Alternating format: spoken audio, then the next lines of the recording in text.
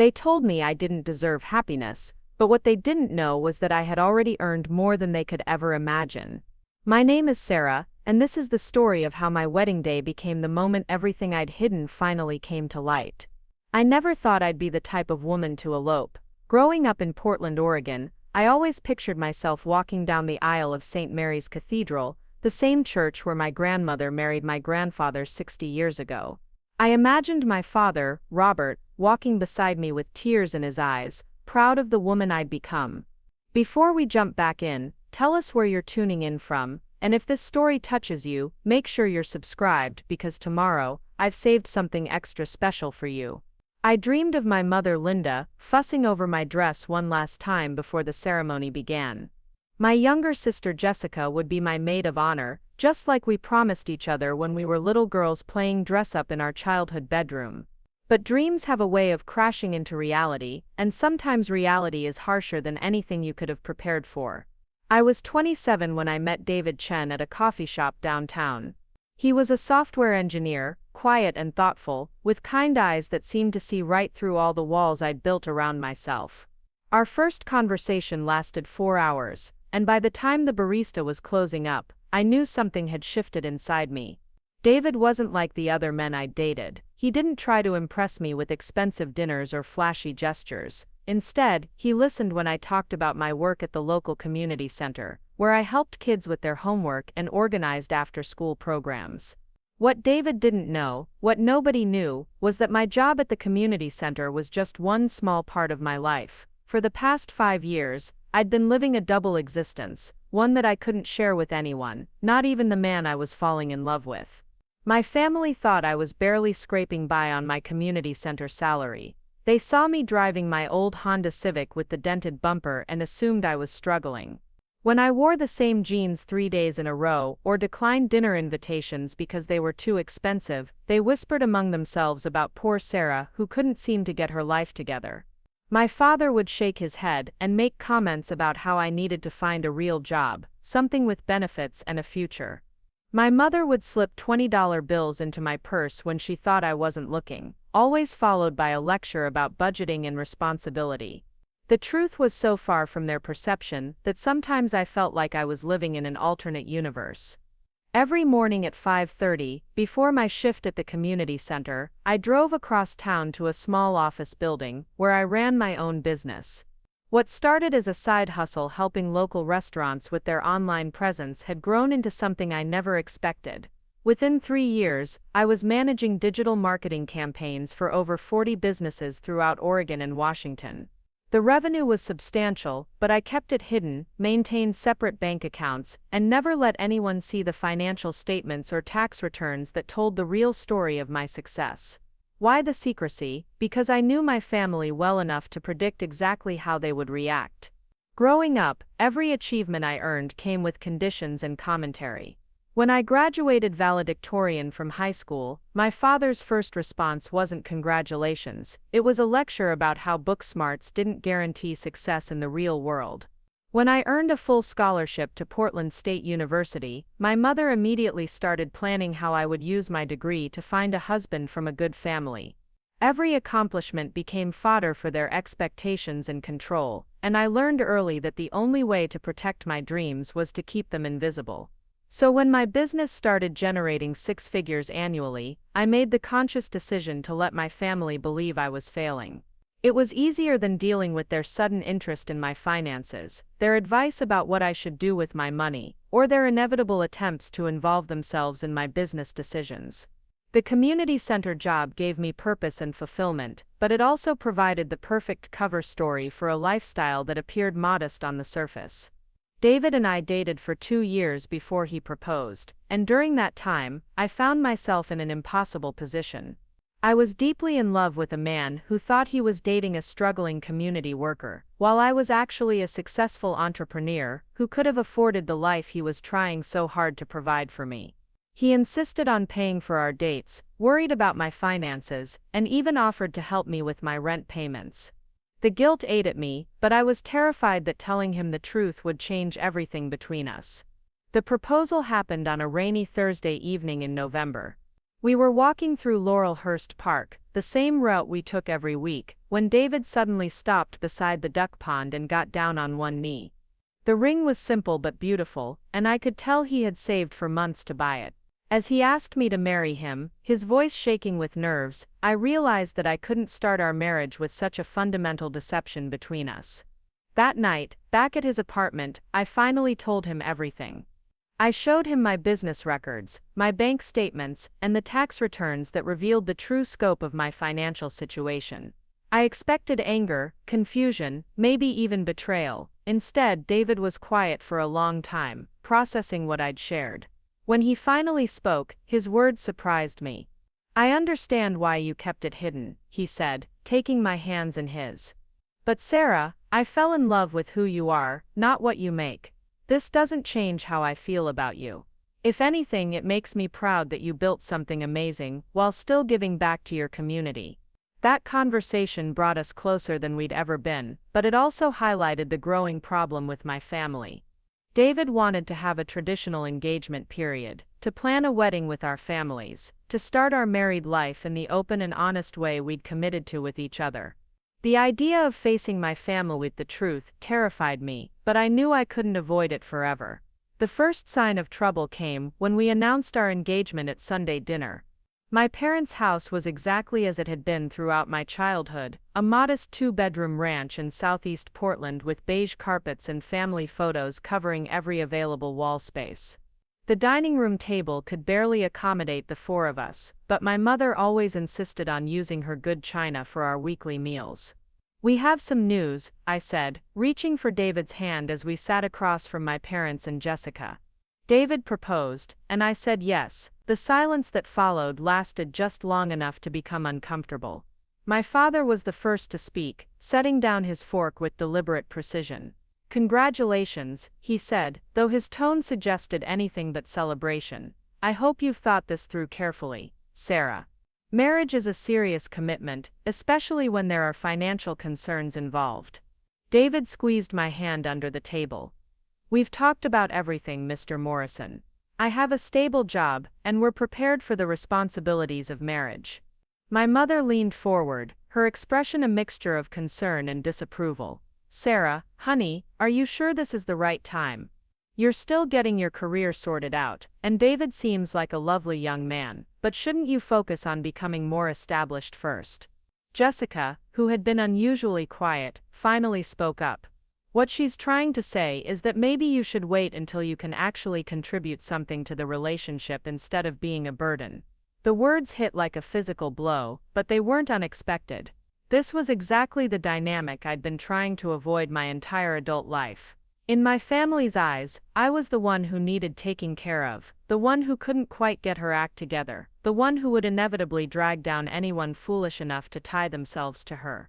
David's jaw tightened, and I could see him preparing to defend me, but I placed a hand on his arm to stop him. Getting into an argument wouldn't solve anything, and it would only reinforce their perception that I was causing problems. "We're planning a small ceremony," I said, trying to steer the conversation toward neutral territory. "Nothing elaborate, just something intimate with close family and friends." My father shook his head. "Small ceremony means you can't afford anything proper. Sarah, this is embarrassing. What will people think when they hear that Robert Morrison's daughter had to settle for some courthouse wedding because she couldn't manage her finances well enough to plan something appropriate?" The irony was almost painful. I could have afforded any wedding they wanted, could have booked the Cathedral and hired the best caterer in Portland without making a dent in my savings. But admitting that would open a conversation I wasn't ready to have, especially not in front of David, who was already looking uncomfortable with the direction the discussion had taken. "It's not about the money," I said. "We want something that reflects who we are as a couple." My mother sighed dramatically. "Sarah, you've always been idealistic, but marriage isn't just about feelings. It's about building a life together, and that requires financial stability. David, you seem like a responsible man. Surely you can see that Sarah needs more time to mature and get her priorities straight." I felt David's anger building beside me, and this time I didn't try to stop him when he leaned forward to respond. "With all due respect, Mrs. Morrison, Sarah is one of the most mature and responsible people I've ever met. She works incredibly hard, she's dedicated to helping her community, and she has more integrity than anyone I know. I'm lucky that she agreed to marry me." The temperature in the room seemed to drop several degrees. My father's face darkened, and when he spoke, his voice carried the same authority he'd used when I was a child who had disappointed him. "Young man, you don't know Sarah the way we do. We've watched her struggle for years, watched her make one poor decision after another. She's our daughter, and we love her, but love doesn't change facts. Sarah has never been able to handle responsibility or think beyond her immediate wants. Marriage is serious business, not some romantic fantasy." Jessica nodded in agreement. "David, you seem really nice, and I'm sure you think you're doing the right thing, but Sarah has always been the type to jump into things without thinking them through. Remember when she wanted to be a veterinarian, but dropped out of the program after one semester? Or when she was going to move to Seattle for that marketing job but changed her mind at the last minute? She has a pattern of starting things she can't finish." I wanted to correct the record, to explain that I'd left the veterinary program because I realized my passion was for business, not animal medicine, and that I'd turned down the Seattle job because I was already building something better on my own. But every explanation would have led back to the truth I wasn't ready to reveal, so I sat in silence while my family systematically dismantled my character in front of the man I loved. The dinner ended awkwardly, with strained goodbyes and promises to talk more later. David was quiet during the drive back to his apartment, and I knew he was processing everything he'd heard. "Is that how they always talk to you?" he asked finally, as we sat in his living room later that evening. I considered sugarcoating it, but after the honesty we'd committed to, I owed him the truth. "Pretty much, they mean well, but they've never seen me as capable of handling adult responsibilities. It's been that way since I was a teenager." David shook his head. "Sarah, that's not love. That's emotional abuse disguised as concern. The way they talked about you tonight, it was like they were describing a completely different person." He was right, but acknowledging it meant facing some uncomfortable truths about my relationship with my family. I'd spent so many years making excuses for their behavior, telling myself that their criticism came from a place of caring, that I'd almost convinced myself it was normal. Over the following weeks, as we began planning our wedding, the tension with my family continued to escalate. Every suggestion we made was met with skepticism or outright disapproval. When we mentioned wanting to have the ceremony at the Portland Japanese Garden, my mother called it pretentious. When we talked about writing our own vows, my father said it was juvenile. When we decided on a reception at a small restaurant downtown, Jessica complained that it would be embarrassing to tell her friends. The breaking point came during what was supposed to be a casual lunch to discuss wedding details. We met at a cafe in the Pearl District, and from the moment my parents arrived, I could tell they had something planned. They exchanged meaningful glances throughout our meal, and when David excused himself to take a business call, they pounced. "Sarah, we need to have a serious conversation," my father began, his voice taking on the tone he used when he was about to deliver bad news. "Your mother and I have been talking, and we're concerned about this wedding." My mother nodded, reaching across the table to pat my hand in a gesture that was meant to be comforting, but felt condescending. "Honey, we love you, but we think you're making a mistake. David is a wonderful man, but you're not ready for marriage. You can barely take care of yourself, let alone be a partner to someone else." I felt my chest tighten, but I kept my voice steady. "What exactly are you saying?" My father leaned forward, his expression serious. "We're saying that if you go through with this wedding, you're setting yourself up for failure. David deserves better than someone who's going to be a financial and emotional burden. And you deserve time to figure out who you are, and what you want from life before you drag someone else into your confusion." The words stung because they echoed my own deepest fears, the ones I'd been fighting against my entire adult life. Despite my professional success, despite the financial security I'd built, despite the confidence I'd developed in my business dealings, there was still a part of me that wondered if my family was right about my fundamental inadequacy. "I think you should postpone the wedding," my mother continued. "Take some time to work on yourself, maybe get some counseling to help you understand why you make such impulsive decisions. If David really loves you, he'll wait, When David returned to the table, the atmosphere was thick with tension. He looked between my parents and me, clearly sensing that something significant had happened in his absence.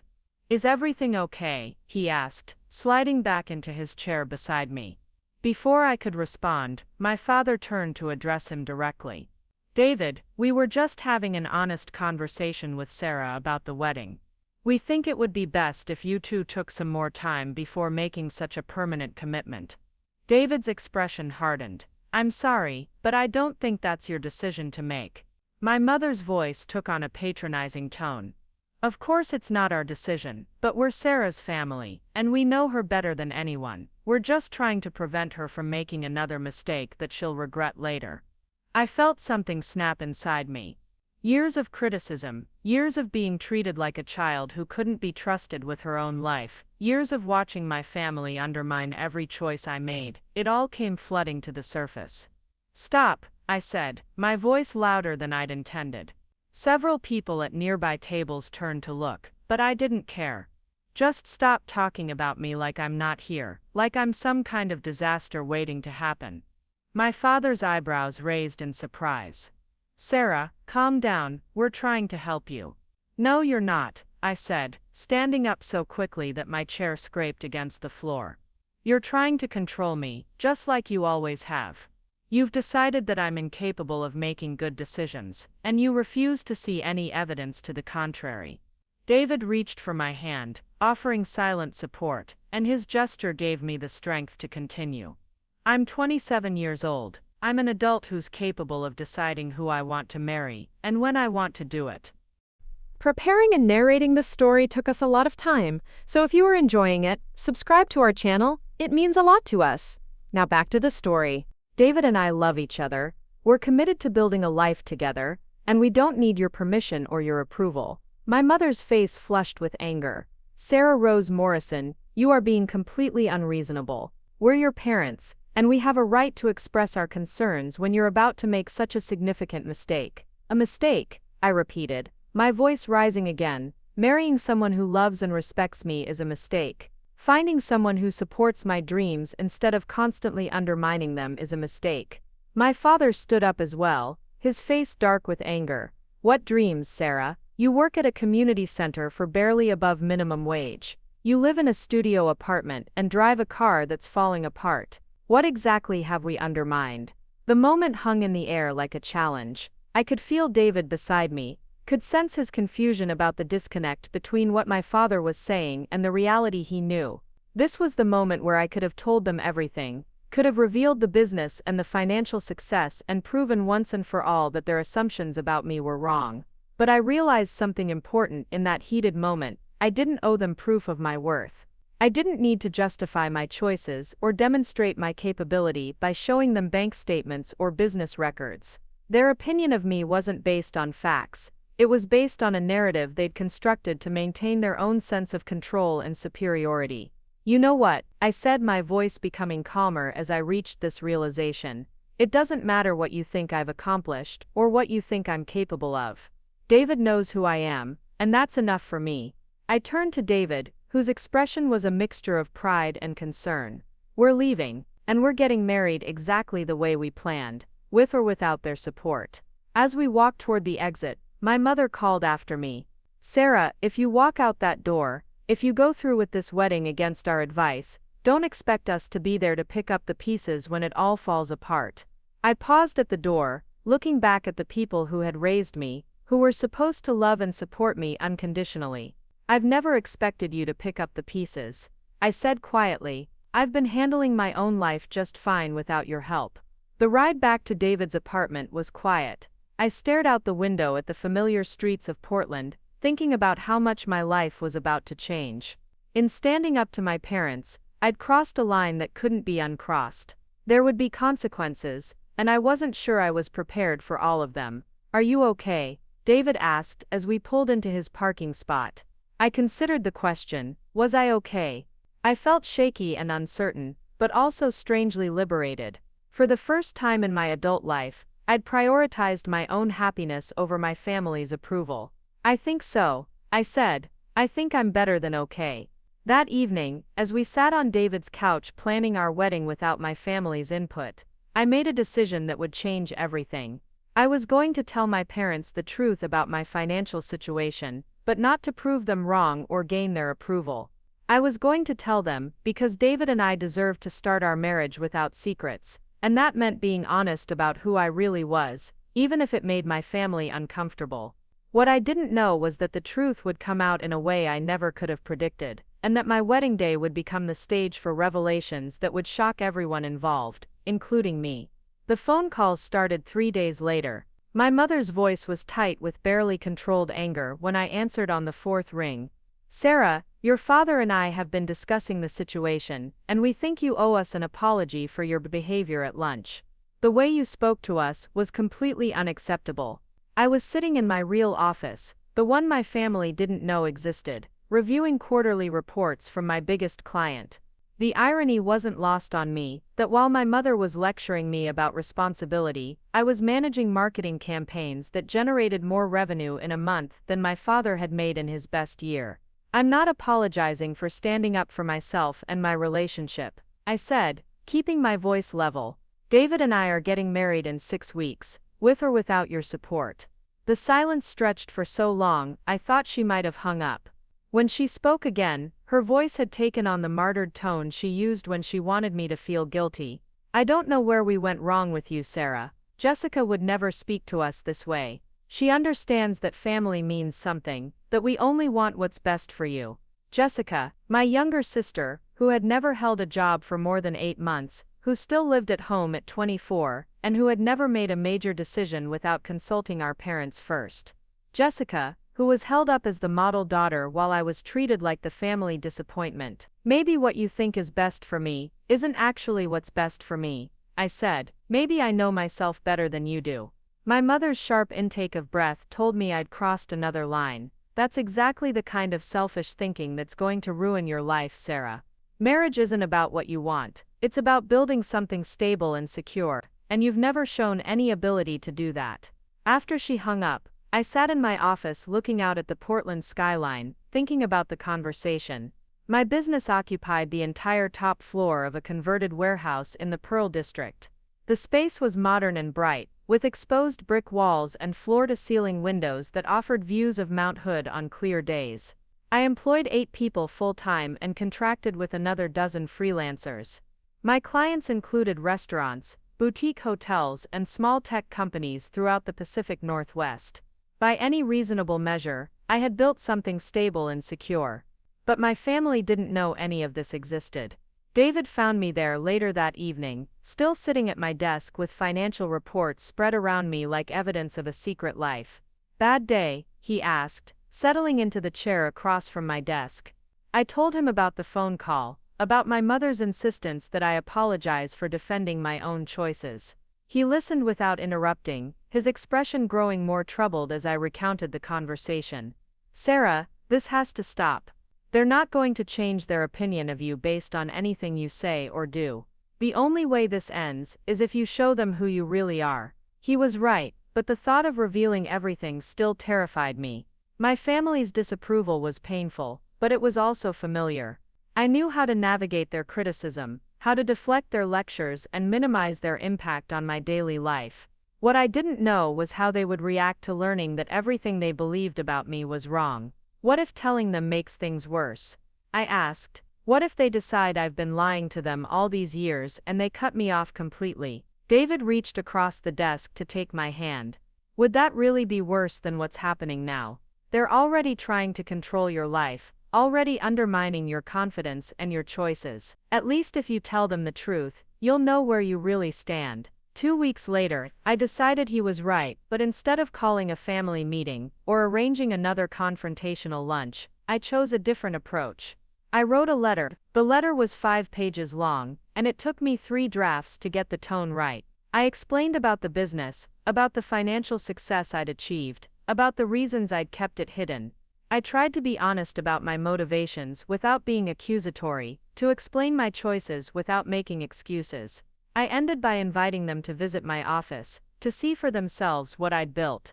I mailed the letter on a Tuesday and spent the rest of the week waiting for their response. When the silence stretched into the following week, I started to wonder if they'd received it at all. Then Jessica called. "Sarah, what the hell is wrong with you?" she said without preamble. "Mom and Dad are furious. They think you've been lying to them for years." "I haven't been lying," I said. "I just haven't told them everything." "That's the same thing," Jessica snapped. "Do you have any idea how this makes them feel? They've been worried about you, trying to help you, and the whole time you've been secretly rich." The word rich felt strange when she said it. I'd never thought of myself that way. I was successful, financially secure, but not wealthy in the way that word usually implied. "I'm not rich, Jess. I run a small business that does well, and they weren't trying to help me. They were trying to control me. They're your parents, Sarah. They love you, and you repaid that love by making them look like fools." The conversation deteriorated from there, ending with Jessica hanging up on me, after informing me that I was selfish and delusional. My parents didn't call at all. David and I decided to proceed with our wedding plans as if nothing had changed. We booked the Japanese garden for the ceremony, made arrangements with the restaurant for the reception, and sent invitations to our friends and extended family. We didn't send invitations to my parents or Jessica, but we didn't explicitly uninvite them either. Part of me still hoped they would come around, that they would find a way to support my decision even if they didn't understand it. 3 weeks before the wedding, my father finally called. "Sarah, we need to talk." His voice was different than it had been during our previous conversations. There was something harder in it, something that made my stomach clench with anxiety. "I'm listening," I said. "Your mother and I have made a decision. We cannot and will not support this wedding. You've shown us that you're not the person we thought you were, and frankly, we're embarrassed by your behavior. If you go through with this ceremony, you'll be doing it without your family." The words hit harder than I'd expected. Despite everything that had happened, despite years of criticism and control, I'd still harbored some hope that my parents would eventually come around. Hearing my father explicitly state that they were cutting ties felt like a physical blow. "Dad," I said, my voice smaller than I'd intended, "can't we find a way to work through this? I know you're hurt that I didn't tell you about the business, but I'm still your daughter. This is my wedding day we're talking about." "No, Sarah, you made your choice when you decided to deceive us for years. You chose to make us look like fools, to let us worry about you when you were perfectly fine. That's not something we can forgive." The line went dead, and I realized that my worst fears had come true. In trying to protect my independence, I'd lost my family completely. David found me crying in our bedroom that night, clutching the phone like it might ring again with better news. "They're not coming," I said. "They're not coming to our wedding, and I don't think they ever want to see me again." He held me while I cried, not saying anything, just letting me process the magnitude of what had happened. When the tears finally stopped, he pulled back to look at me. "I'm sorry," he said. "I'm sorry they can't see how amazing you are, and I'm sorry they're missing out on one of the most important days of your life. But Sarah, we're still getting married, we're still building a life together, and maybe, eventually they'll realize what they've lost." I wanted to believe him, but sitting there in our bedroom, I felt more alone than I had in years. The success I'd built, the financial security I'd achieved, none of it mattered if it meant losing the people who were supposed to love me unconditionally. The week before our wedding was a blur of final preparations and emotional numbness. I threw myself into the details, confirming arrangements with vendors, coordinating with our small group of friends, trying not to think about the empty seats where my family should have been sitting. David's parents flew in from San Francisco, bringing warmth and excitement that helped fill some of the void my family had left. His mother Helen took me shopping for last-minute items, and listened without judgment when I explained the situation with my parents. His father Michael offered to walk me down the aisle if I wanted a gesture that made me cry all over again. "Family isn't just about blood," Helen told me over dinner 2 nights before the wedding. "Sometimes the people who love you most are the ones you choose, not the ones you're born with." The morning of our wedding dawned clear and warm, one of those perfect September days that make Portland feel like the most beautiful city in the world. I woke up in the hotel room I'd booked for the night, alone with my thoughts, and a mixture of excitement and sadness that I couldn't shake. Marissa, my best friend and maid of honor, arrived with coffee and pastries, determined to make the morning special despite the circumstances. "Today is about you and David," she said firmly, setting up a small breakfast on the table by the window. "Today is about love and commitment and the future you're building together." Don't let anyone else's problems steal that joy from you. She was right, but as we got ready, as she helped me into my dress and did my hair, I couldn't stop thinking about my mother. I'd always imagined her being there for this moment, fussing over my appearance and crying happy tears. Instead, I was getting ready with a friend, who had become more like a sister than my actual sister. The ceremony was scheduled for 4 o'clock at the Japanese garden. We'd chosen the location because it was beautiful and peaceful, a place that felt separate from all the drama and conflict that had surrounded our engagement. As we drove there, I tried to focus on David, on the commitment we were making, on the life we were about to begin together.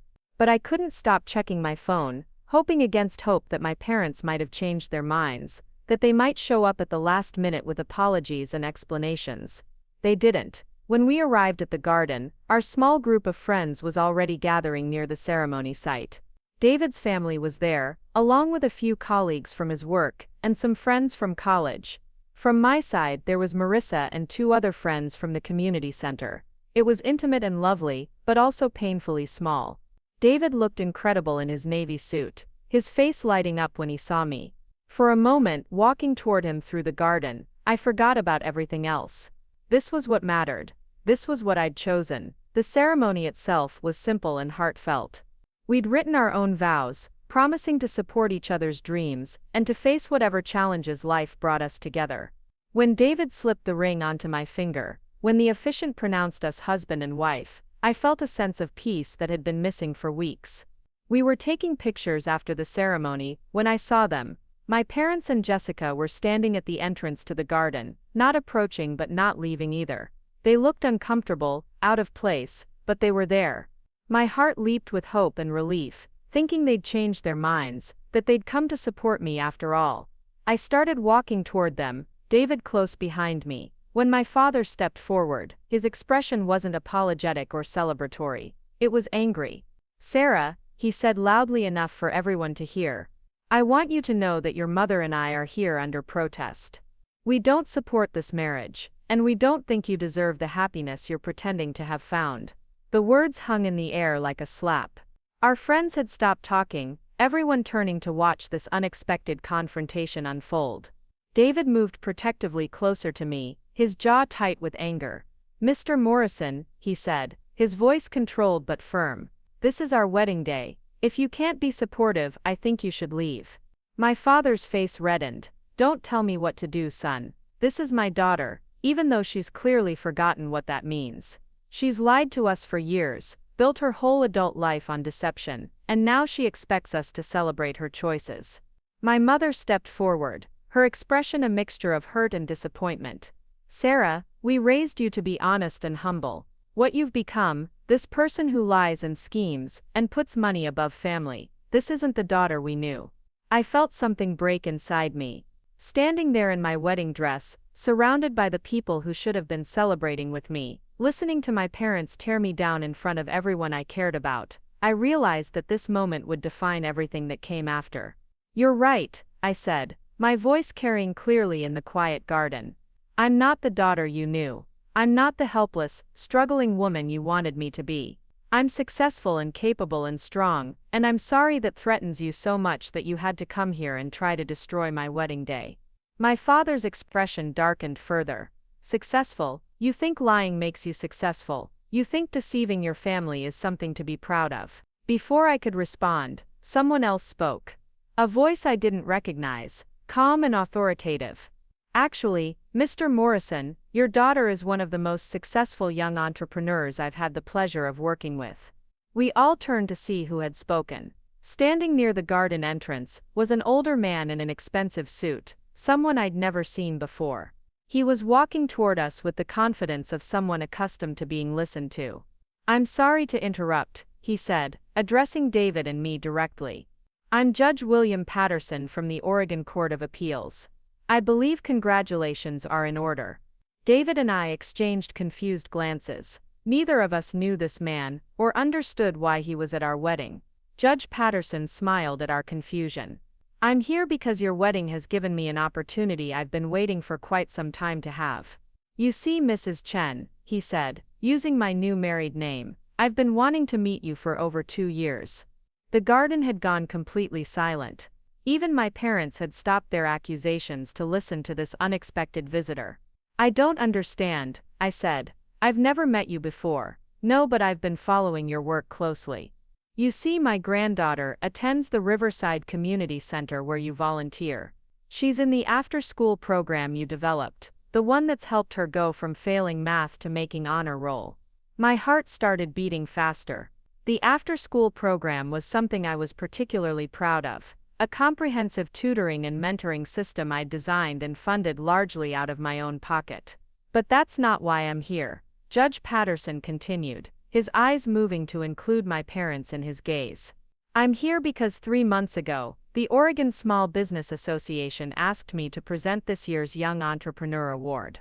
The selection committee spent considerable time reviewing applications from across the state, looking for a business owner under 30 who had demonstrated exceptional innovation, community impact, and financial success."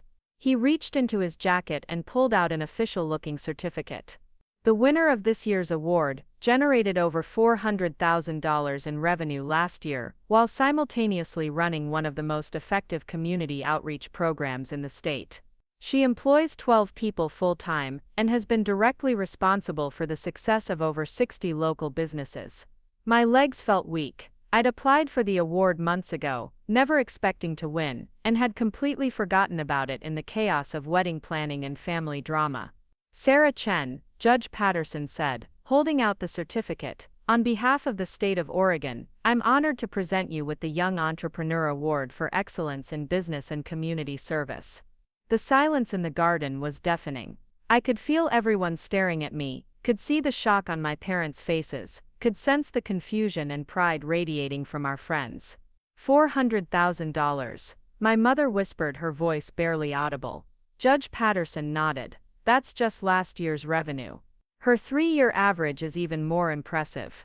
Mrs. Chen has built one of the most successful digital marketing firms in the Pacific Northwest, all while maintaining her volunteer work and keeping her overhead remarkably low." He turned to address my parents directly. "I have to say, Mr. and Mrs. Morrison, you should be incredibly proud. Your daughter has achieved something remarkable. Most people her age are still figuring out their career path, but Sarah has built a business that not only supports her financially, but also gives back to her community in meaningful ways." My father's face had gone pale. We didn't know. That much is obvious," Judge Patterson said, his tone becoming slightly cooler. "Which makes your behavior here today all the more puzzling. I've been watching this conversation for the past few minutes, and I have to say, I'm shocked by what I've heard. Your daughter deserves your support and celebration, not your criticism and shame." Jessica stepped forward, her voice small and uncertain. "Sarah, is this true? You really own a business that makes that much money?" I nodded, still processing what was happening. "I tried to tell you. I sent a letter explaining everything." My mother's eyes filled with tears.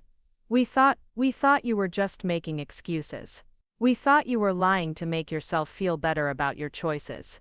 Judge Patterson looked between my parents and me with obvious disapproval. "Perhaps this is a conversation better had in private. I didn't mean to cause family drama by presenting this award today. I simply wanted to honor an exceptional young woman on what should be one of the happiest days of her life." He handed me the certificate and shook David's hand.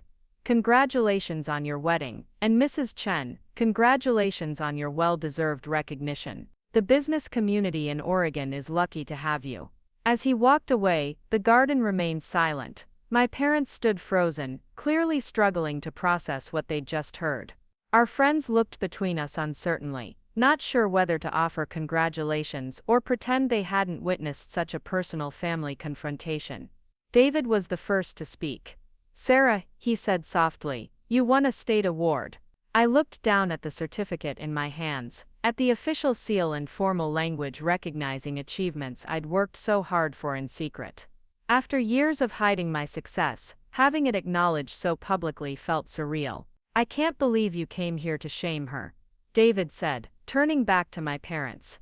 "I can't believe you stood in front of all these people and tried to tear down someone who's accomplished more by 27 than most people do in their entire careers." My father opened his mouth to respond, but no words came out. For the first time in my life, I'd seen him truly speechless. My mother stepped forward hesitantly. Sarah, honey, we need to talk. We need to understand what's been happening, why you felt like you had to hide this from us. I looked at her, then at my father, then at Jessica, who was still staring at me like I was a stranger. No, I said finally.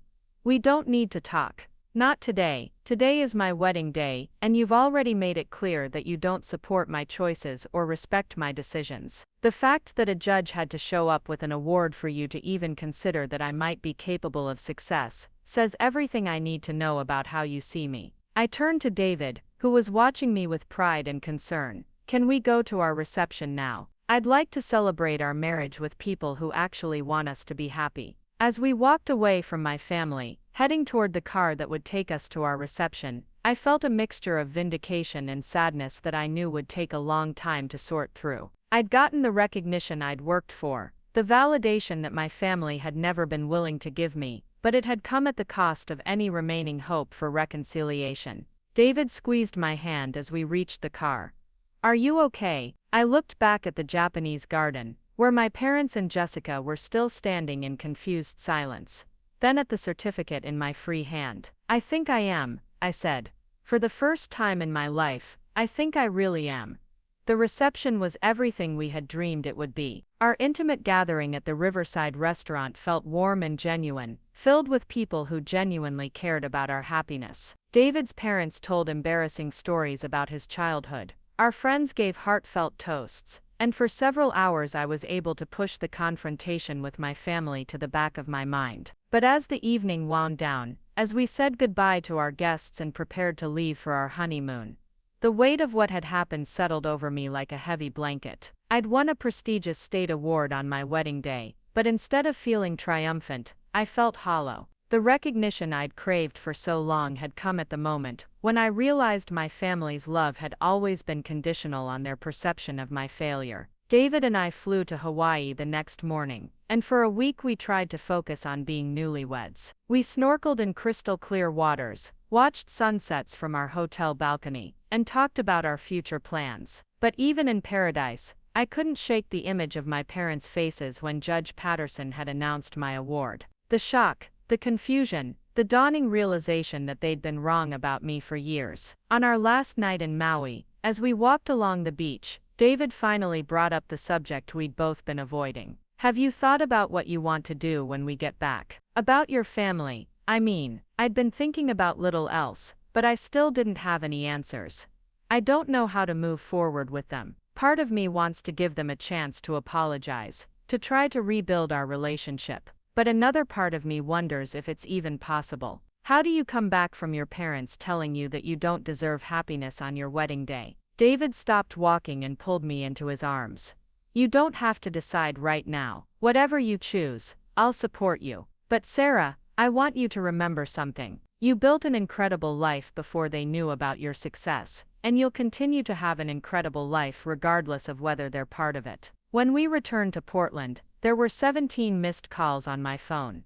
12 from my mother, 3 from Jessica, and 2 from numbers I didn't recognize.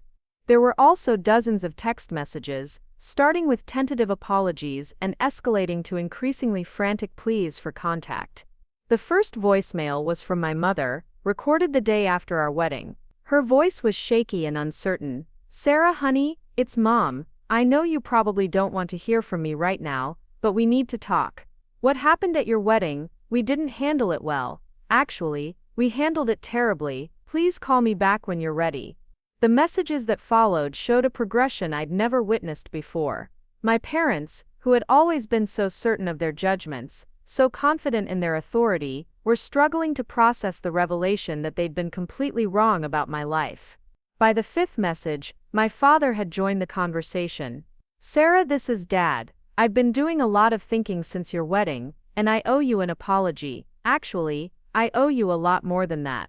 I looked up your business online, read about the award you won. I'm starting to understand how badly we misjudged you, and I'm ashamed of how we treated you.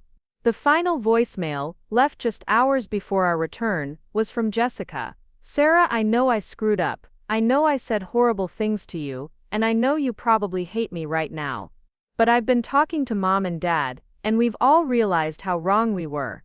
Not just about the money stuff, but about everything, about who you are as a person, about what you've accomplished, about what you deserve. Please don't shut us out completely. Please give us a chance to make this right.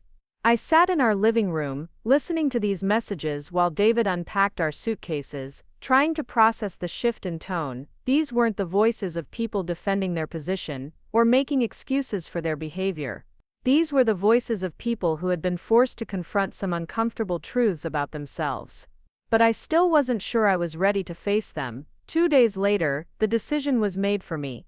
I was at my office, catching up on emails and client calls after our honeymoon, when my assistant buzzed me on the intercom. "Sarah, there's someone here to see you. She says she's your sister." Jessica was standing in my reception area, looking small and nervous, clutching a large manila envelope. She'd never been to my office before, had never even known where it was located until now. "Hi," she said, when I appeared in the doorway. "I know I should have called first, but I was afraid you wouldn't see me if I asked permission." I studied her face, looking for signs of the anger and dismissiveness she'd shown me in our last conversation. Instead, I saw something I'd rarely seen from Jessica: genuine remorse. "How did you find me?" I asked. "I Googled your business name. Your address was right there on your website, along with photos of your office and profiles of your employees." "Sarah, I had no idea. When you said you ran a small business, I pictured something tiny, maybe a home-based operation. I never imagined this." She gestured around the reception area, with its modern furniture and professional artwork, taking in the bustling activity of my employees working at their desks beyond the glass partition. "What's in the envelope?" I asked. Jessica's cheeks reddened. "Newspaper clippings. Articles about your award, about your business, about the community center programs you've funded. I've been researching everything, trying to understand what we missed. Sarah, you've been featured in the Portland Business Journal 3 times. There's an article in Oregon Monthly about young entrepreneurs that calls you one of the most innovative minds in digital marketing. How did we not know any of this?" I led her into my office and closed the door. Through the floor-to-ceiling windows, we could see Mount Hood in the distance, its peak covered with early autumn snow. "You didn't know because I didn't tell you," I said simply, "and I didn't tell you because I knew this would happen." Jessica frowned. "What would happen?" "This conversation. You sitting in my office, impressed by my success, ready to apologize and rebuild our relationship now that you've discovered I'm worth something. Where were these feelings when you thought I was struggling? Where was this respect when you believed I was barely getting by?" Jessica's eyes filled with tears. "That's not fair, Sarah. We were worried about you. We thought you needed help." "No, you didn't. You thought I was a failure, and that made you feel superior. You thought I was someone you could control and criticize and manage, and that gave you a sense of purpose. The problem isn't that you didn't know about my business. The problem is that you couldn't love and respect me without it." The words came out harsher than I'd intended, but I realized they were true as I spoke them. My family's love had always been tied to their perception of my neediness, their belief that I required their guidance and intervention. Learning about my success had forced them to confront the fact that their concern had been more about their own sense of importance than about my actual well-being. Jessica was crying openly now. "You're right," she whispered. "You're absolutely right, and I hate that you're right. I did feel superior to you. I liked being the responsible daughter, the one mom and dad could count on, and seeing you struggle, even though it worried me, also made me feel better about my own choices." Her honesty was unexpected and disarming. I'd prepared myself for defensive arguments or attempts to justify their behavior, not for this level of self-awareness. "But Sarah," she continued, wiping her eyes with a tissue from my desk, "I want to change. We all do. Mom and Dad are miserable. They keep talking about how they failed you as parents, how they pushed you away when they should have been supporting you. Dad hasn't eaten a full meal since your wedding. He just sits at the kitchen table staring at printouts of articles about your business." Despite everything that had happened, despite the years of criticism and control, hearing that my parents were suffering didn't bring me the satisfaction I'd expected. Instead, it just made me feel tired. "What do you want from me, Jess?" I asked. "A chance," she said immediately. "A chance to show you that we can be better. A chance to have the relationship we should have had all along, and maybe if you're willing, a chance to understand why you felt like you had to hide so much of your life from us. I looked at my sister, really looked at her, and saw something I'd missed during our years of sibling rivalry and competition. She was genuinely sorry not just about the wedding day confrontation, but about the entire dynamic that had led us to that point. I hid it because I was scared, I said finally. I was scared that if you knew about my success, you'd want to control that too. I was scared that Dad would have opinions about how I should run my business, that Mom would start giving me advice about managing employees, that you'd expect me to solve everyone's financial problems. I was scared that my success would become another thing for you to judge and manage instead of something for you to celebrate. Jessica nodded slowly, and we probably would have done exactly that. We would have found ways to make your success about us, about what we thought you should do with it. We sat in silence for a few minutes, the weight of years of misunderstood intentions and missed opportunities hanging between us. So what happens now? Jessica asked. Before I could answer, my assistant's voice came through the intercom again. Sarah, I'm sorry to interrupt, but your parents are here. They're asking if they can speak with you. Jessica and I looked at each other in surprise. I didn't tell them I was coming here, she said quickly. I swear I didn't. Send them in, I said into the intercom, deciding that whatever conversation we were going to have might as well happen all at once. My parents entered my office looking older than I remembered, worn down by the events of the past 2 weeks. My mother was clutching a small wrapped package, and my father was carrying what looked like a folder full of documents. Sarah, my mother said, her voice breaking slightly. Thank you for seeing us. I know we don't deserve it after how we behaved. My father stepped forward, his usual commanding presence replaced by something much more humble. We came to apologize, not just for the wedding, but for everything, for years of not seeing you clearly, not supporting your dreams, not trusting you to make your own decisions. He held out the folder. I've been reading everything I can find about your business, about the award you won, about the programs you've created at the community center. I printed it all out because I wanted to understand what we missed, what we were too blind to see. I took the folder and flipped through it. Articles, press releases, client testimonials, even screenshots from social media posts, where local business owners praised my work. It was like looking at my professional life through someone else's eyes, seeing myself as the successful entrepreneur I'd become, instead of the struggling daughter they'd always perceived. I'm proud of you, my father said, and his voice cracked on the words. I'm so incredibly proud of what you've built. And I'm ashamed that it took a stranger at your wedding to make me realize what an amazing daughter I have. My mother stepped forward and held out the wrapped package. This was supposed to be your wedding gift. We were going to give it to you at the reception, but after everything that happened, she trailed off, shaking her head. I unwrapped the package carefully. Inside was a photo album filled with pictures from my childhood, but not the typical family snapshots. These were photos of me at science fairs, accepting academic awards, volunteering at community events, graduating from college.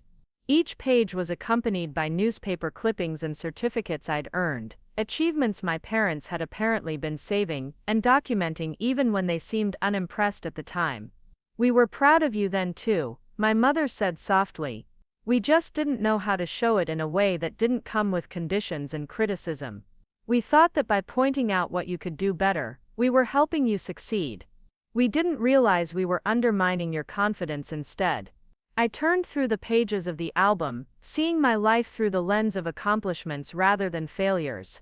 Every photo told a story of someone who had been achieving and contributing and growing, someone worthy of support rather than constant correction. Why couldn't you see this version of me when it mattered? I asked. Why did it take a public award ceremony for you to remember that I'm capable of success? My father sat down heavily in one of my office chairs. Because we were scared too. Scared that if we praised you too much, you'd stop trying. Scared that if we acknowledged how capable you were, you wouldn't need us anymore. Scared that if we treated you like the independent adult you'd become, we'd lose our purpose as your parents. It was the most honest thing he'd ever said to me, and it helped me understand something I'd been struggling with for years. Their criticism and control hadn't been about my inadequacy, it had been about their own fear of becoming obsolete in my life. But we were wrong, my mother added. We were so wrong, and we hurt you in ways we're just beginning to understand. We made you feel like you had to choose between having a relationship with us and being true to yourself. Jessica had been quiet during this exchange, but now she spoke up. Sarah, I know this doesn't fix everything that's happened. I know we can't just apologize and expect you to trust us again. But we want to try to do better. We want to learn how to be a family that supports each other instead of one that tears each other down. I looked at the three of them sitting in my office, surrounded by the evidence of the life I'd built without their knowledge or support. They looked genuinely remorseful, genuinely committed to change, but I also knew that good intentions wouldn't automatically repair years of damaged dynamics. I want that too, I said finally. But it's going to take time. You can't spend years treating me like I'm incompetent and then expect me to believe you've changed overnight just because you've discovered I'm successful. Trust has to be rebuilt slowly. My mother nodded eagerly. Of course, we understand that we're willing to do whatever it takes, to take however long it takes. And I continued, you need to understand that my worth as a person wasn't dependent on this business or this award. The daughter you criticized and controlled was the same person who was building this company. I deserved your respect and support before you knew about my financial success, and if you can't see that, then we still have fundamental problems. My father's eyes filled with tears. You're absolutely right. You deserved so much better from us and we failed you. But Sarah, if you're willing to give us a chance, we want to spend the rest of our lives making up for that failure. I felt something inside me soften slightly. These weren't the defensive, authoritarian parents who had tried to control my wedding plans. These were people who had been forced to confront their own mistakes and were genuinely committed to change. Okay, I said, we can try, but it has to be different this time. No more unsolicited advice about my life choices. No more assumptions about what I can or can't handle. No more treating me like I need your permission to live my life. They all nodded agreement, and for the first time in years, I felt like we might actually have a chance at building a healthy relationship. The months that followed weren't easy. Changing family dynamics that had been established over decades required constant effort from all of us. There were moments when my parents slipped back into their old patterns of criticism and control, and moments when I had to resist the urge to hide my life from them again, rather than risk their disapproval. But slowly, gradually, we began to build something new. My parents started asking about my business not to offer unsolicited advice, but because they were genuinely interested in my work. They came to community center events and saw firsthand the impact of the programs I'd developed. They met David's parents properly and worked to build the relationship they should have been cultivating from the beginning. Most importantly, they began to see me as an adult whose choices deserved respect rather than a child who needed constant guidance. 6 months after our wedding, David and I hosted Thanksgiving dinner at our house. As I watched my family around our table, laughing and sharing stories and treating each other with genuine affection and respect, I realized that sometimes losing everything you thought you wanted is the only way to find what you actually need. I'd spent years hiding my success to avoid my family's control, but in the end, it was that very success being revealed that forced us all to confront the truth about our relationships. My parents learned that their love needed to be unconditional, and I learned that I was strong enough to demand the respect I deserved.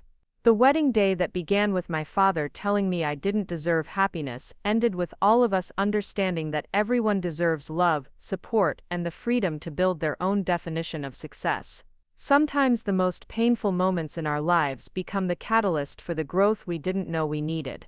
As I looked around that Thanksgiving table, I realized that I'd finally found what I'd been searching for all along, a family that loved me for who I was, not who they thought I should be. 2 years later, I stood in the same Japanese garden where David and I had exchanged vows, but this time I wasn't alone. My mother was beside me, carefully arranging flowers for the memorial service we were hosting for my grandmother, the woman who had always believed in me even when the rest of the family couldn't see my potential. Grandma Rose had passed away peacefully in her sleep the week before, at 92 years old. In her final months, she'd become the bridge between my parents and me, gently guiding them toward understanding while never making me feel like I had to compromise my boundaries to keep the peace. She would have loved seeing how everything turned out, my mother said softly, stepping back to admire the arrangement. She always said you had more strength than the rest of us combined. It was true. Grandma Rose had been the only family member who never questioned my choices, never offered unsolicited advice about my life, never made me feel like I needed to prove my worth. When I'd finally told her about the business I'd been hiding, her response had been simple: "Of course you're successful, sweetheart." I never doubted it for a second. The memorial service was small and intimate, filled with family friends and community members whose lives my grandmother had touched over the years. As people shared stories about her kindness and wisdom, I realized that she had been teaching us all along how to love without conditions, how to support without controlling. After the service, as we cleaned up and prepared to leave, my father approached me with something I'd never seen before, tears in his eyes.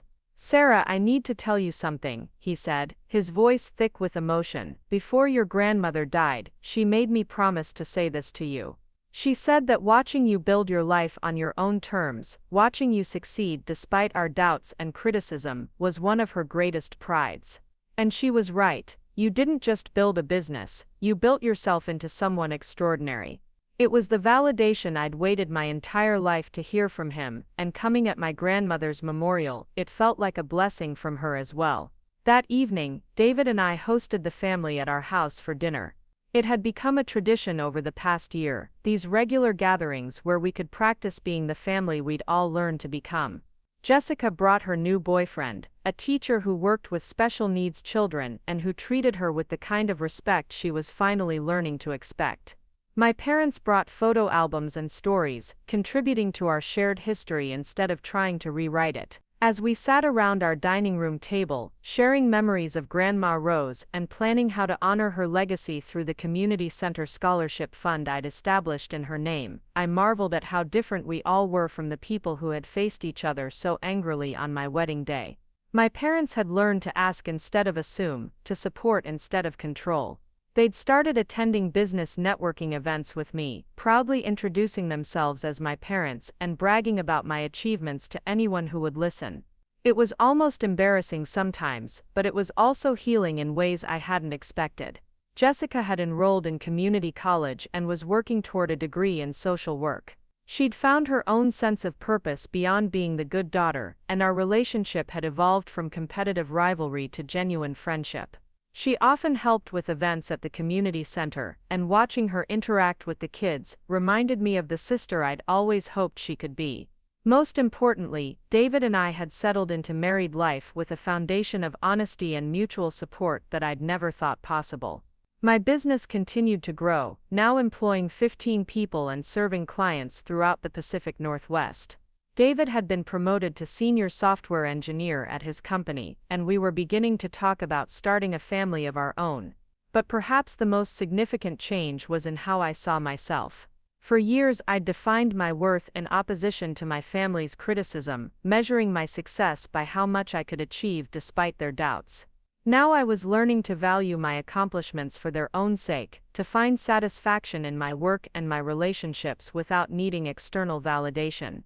The community center had expanded its programs significantly, thanks in part to the increased funding I could provide, now that my family knew about my financial situation. We'd added career counseling for teenagers, financial literacy classes for adults, and a small business incubation program for aspiring entrepreneurs. Seeing young people discover their own potential, watching them build confidence and skills, reminded me daily of why I'd started this work in the first place. 3 months after my grandmother's memorial, I received a call that would change everything again. The Oregon Department of Education wanted to discuss expanding my community center model statewide. They'd been studying the results of my programs and were impressed by the measurable improvements in academic performance, college enrollment rates, and career placement among the participants. "Mrs. Chen," said the department director during our meeting, "what you've created here represents exactly the kind of innovative community-based approach we need to address educational inequality throughout Oregon.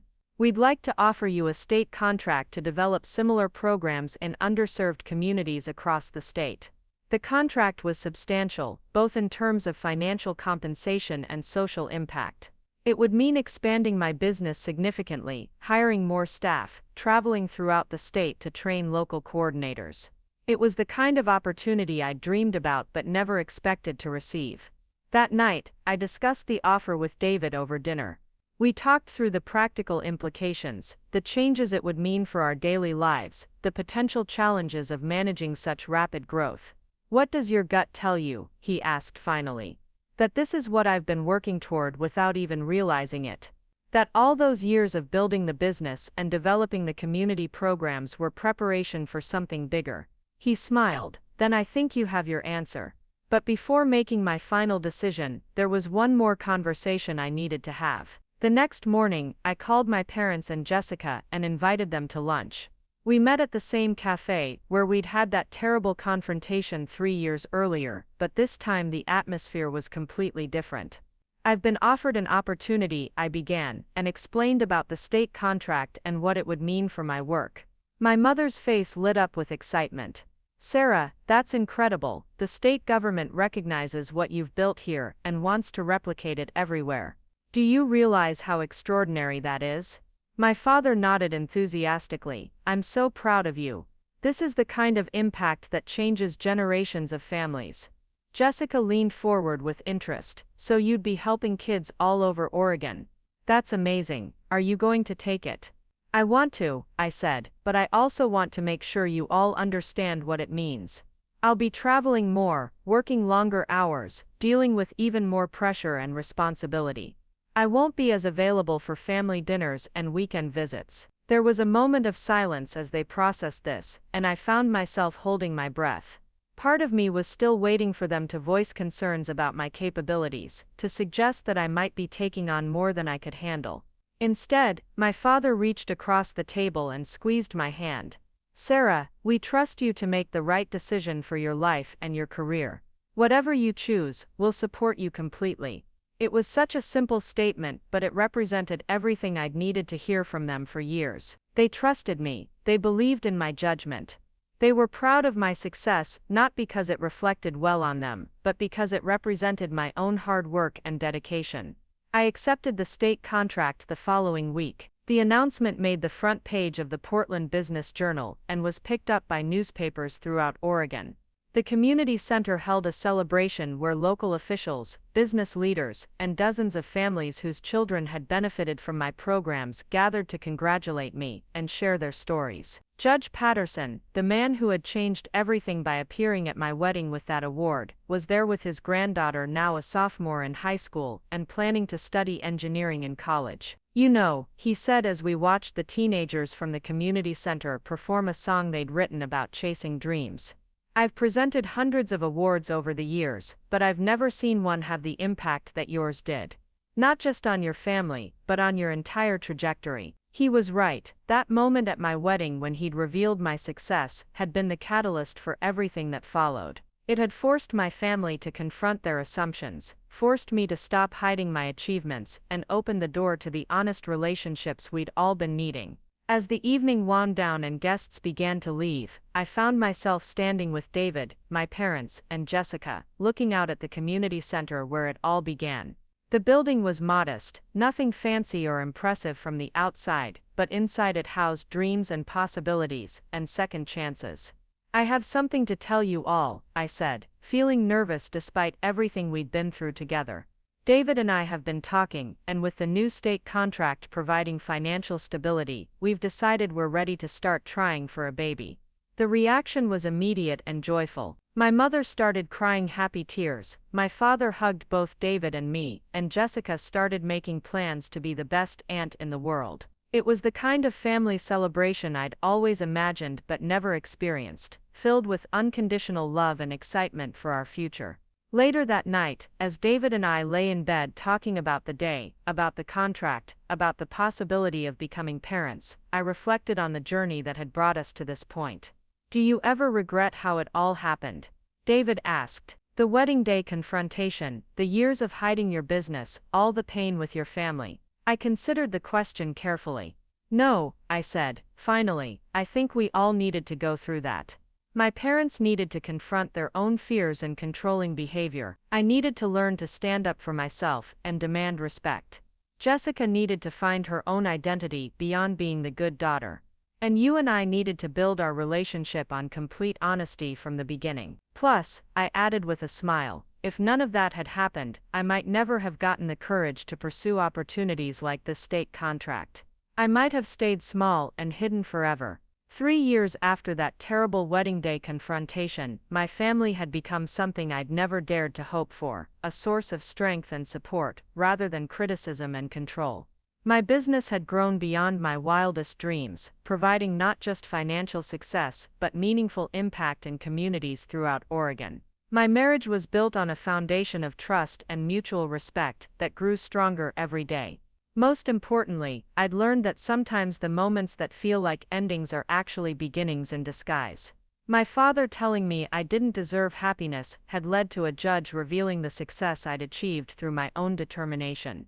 My family's initial rejection of my choices had ultimately forced us all to grow into better versions of ourselves. Standing in my childhood bedroom one Sunday afternoon, helping my mother sort through old photos for a scrapbook she was making, I came across a picture of myself at 8 years old, dressed up as a businesswoman for career day at school. I was wearing one of my mother's blazers, clutched a toy briefcase, and had the biggest smile on my face. I remember this, my mother said, looking over my shoulder. You were so excited about that costume. You kept saying you were going to have your own company someday and help people solve their problems. I studied the photo, marveling at the confidence in that little girl's eyes, the certainty that she could become anything she wanted to be. Somewhere along the way, I'd lost sight of that confidence, had started measuring my worth by other people's expectations instead of my own dreams. But I'd found my way back to her eventually. Found my way back to the person who believed in possibilities, who wasn't afraid to take risks, who understood that success isn't just about what you achieve, but about who you become in the process of achieving it. As I prepared to leave my parents' house that day, my father stopped me at the door. Sarah, I want you to know something. That little girl in the photo, the one who dreamed of having her own business and helping people. She's exactly who you became. We just couldn't see it for a while, because we were too busy trying to make you into someone else. He hugged me tightly, and I felt the last pieces of old hurt and resentment finally fall away. The story that began with my family telling me I didn't deserve happiness had become a story about all of us learning what love and support actually look like. It became a story about second chances and new beginnings, about the courage to be authentic, even when the people you care about can't see your worth. Most of all, it became a story about understanding that your value doesn't depend on other people's ability to recognize it. You are worthy of respect, love, and success simply because you exist, not because you can prove your worth through achievements or validation from others. Sometimes the greatest gift life gives you is the opportunity to discover who you really are when no one is watching, who you can become when you stop trying to be who everyone else wants you to be. And sometimes, if you're very lucky, the people who couldn't see you clearly before will learn to love the person you've always been. Up next, you've got 2 more standout stories right on your screen. If this one hit the mark, you won't want to pass these up. Just click and check them out.